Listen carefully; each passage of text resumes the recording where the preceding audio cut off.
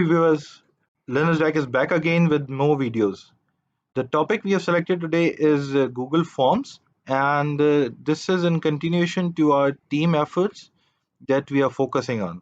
So let's see how Google Forms can ease our life and what are the benefits of this particular feature. In order to start using Google Forms, you need to have a Google account as always, and this is your landing page. So once you sign in, you can easily go to this left button, click here, and go to this new. After clicking this button, you have to go to this more and see Google Forms is there. Google allows you to either start from scratch by using this blank form, or you can use one of the templates that Google provides. First, let's see how these templates looks like. There are certain categories which Google provides, and one of these is useful for operational managers as well. So if you would like to collect employee information, you can use contact information. You can create a quiz as well. The most important one in today's area, that is customer feedback. For teachers, students, and researchers, you can use this template, which is course evaluation.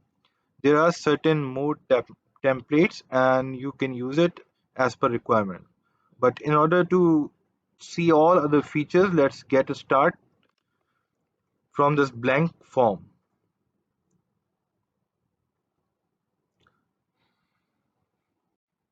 This is a blank form, and this is the main screen of your Google form. On the left top corner of your screen, you can see that the heading of the form is Untitled form. You can change it to your requirement. And please note that this video is for the purpose of providing introduction to all the important functions, features, and preferences within the Google Forms. We'll be discussing in details all these features in our upcoming videos. So you can change the name of the form.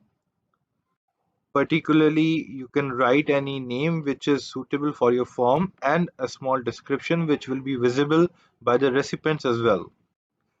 You can see that there are two different sections. One is questions and the other one is response.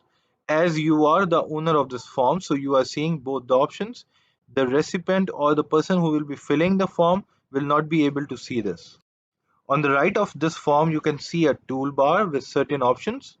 Let's see what are these. The very first button is the plus button, which makes sure that you can add a question to the form. The second one is import questions. In case you have some questions in PDF, Word, or Excel format, you can import it here as well. The third one is used for editing and adding title and description to your forms. Fourth one is an amazing feature, which means that you can add images to your forms.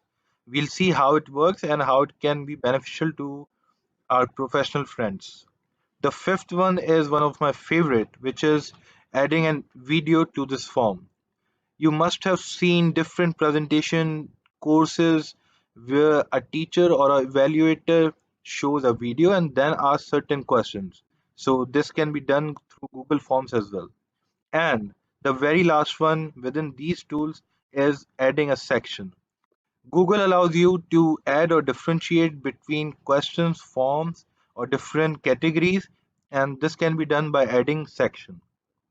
Right hand corner of your screen of this form carries several options. Let's see what are these. The very first one is customize theme. By using this option, you can change the color and the appearance of your form. You can change how your form looks like and what text should be appeared. Once you have made all these changes, the second I button, which is called as preview, will show how this form will look in front of your recipients. The third one is the settings, and here I'll let you know what different settings Google allows you and what are the benefits. The send button will make sure that this form, which is created for different purposes, can be shared by your employees or with your employees, by your colleagues or with your colleagues, and different forums. So this is the introduction and the basic format of this form. We'll be discussing all these options in detail, so stay tuned and please make sure that you have clicked the subscribe button on your YouTube channel, which is Learner's Deck. Thank you.